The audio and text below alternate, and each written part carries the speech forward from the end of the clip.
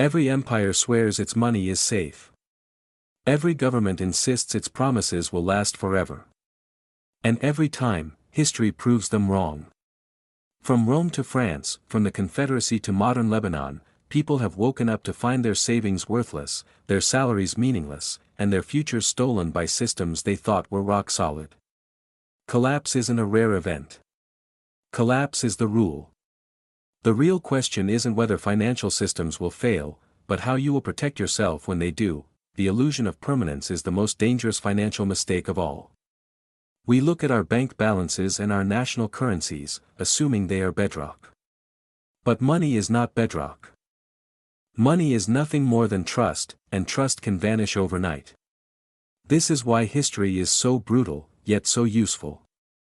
Every collapse leaves behind a trail of lessons, patterns, and warnings about what actually protects wealth and what evaporates into dust. If you pay attention, you'll see that the survivors of these disasters weren't the ones who trusted most, they were the ones who doubted first. Take the Byzantine Empire. It's remembered as the eastern half of Rome that survived for 1,000 years after the West fell. At the heart of its economy was the gold solidus, a coin so reliable that merchants across Europe, the Middle East, and Asia accepted it without question.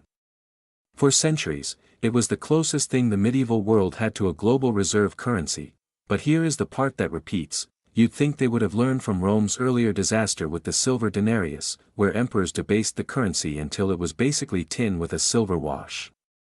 But no. Centuries later, the Byzantines made the same mistake with gold. They began shaving its purity, stretching it thinner, and mixing in cheaper alloys.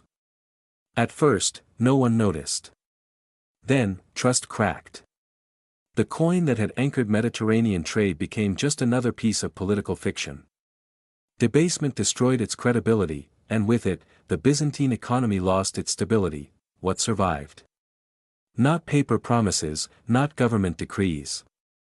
The merchants who had quietly hoarded real gold or land outside imperial reach preserved their wealth while everyone else saw their money evaporate. This is the first timeless lesson: governments cannot resist the temptation to dilute their money. And when they do, real value flees to assets they cannot counterfeit. Not every collapse comes from rulers tinkering with coins. Sometimes, shocks strike out of nowhere. In the mid-14th century, Europe was struck by the Black Death. Between 1347 and 1351, nearly half of all Europeans died. Cities emptied, villages vanished, and trade routes broke down. Yet, the economic story of the plague is more than just a catastrophe. When half the labor force disappears, labor becomes precious. Survivors could demand higher wages.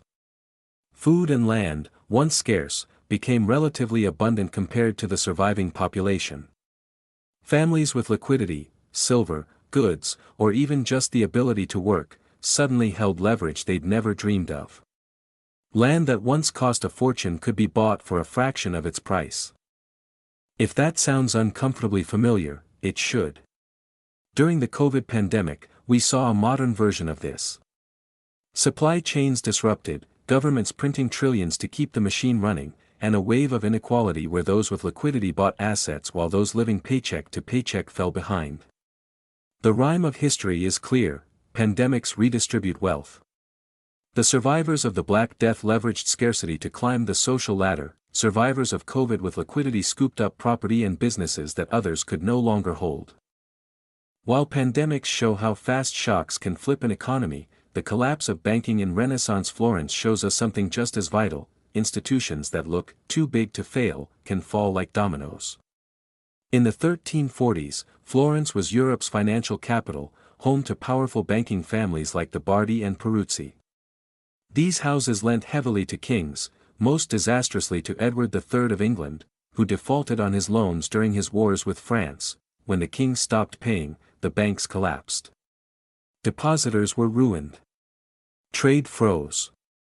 The ordinary citizen who trusted these mighty dynasties discovered that size was not safety. The lesson repeats in every century, from the Florentine crash to Lehman Brothers in 2008 to the Lebanese banks freezing accounts in 2019. Survival belongs to those who recognize that an institution's promises are only good until the day they aren't. The American Civil War featured a brutal financial war behind the scenes. Both the North and the South printed money to fund the conflict. In the North, greenbacks were issued, paper currency backed only by a promise. Inflation eroded their value, and trust wavered. In the South, it was far worse. The Confederacy printed graybacks in staggering quantities.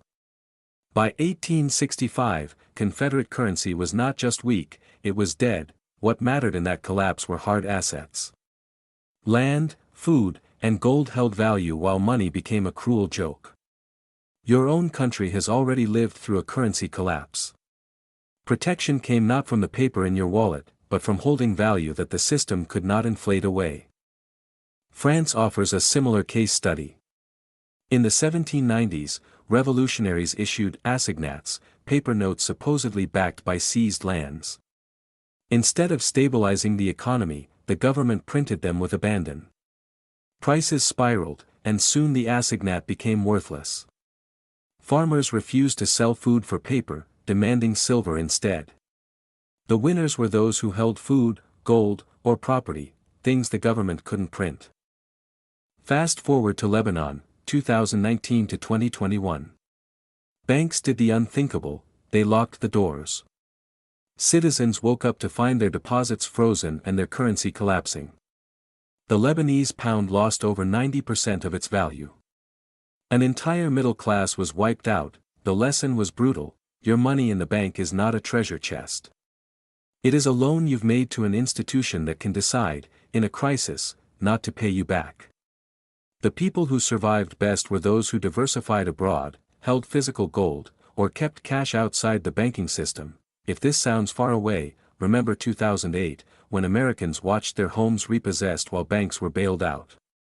Or 2023, when regional banks in the US collapsed almost overnight.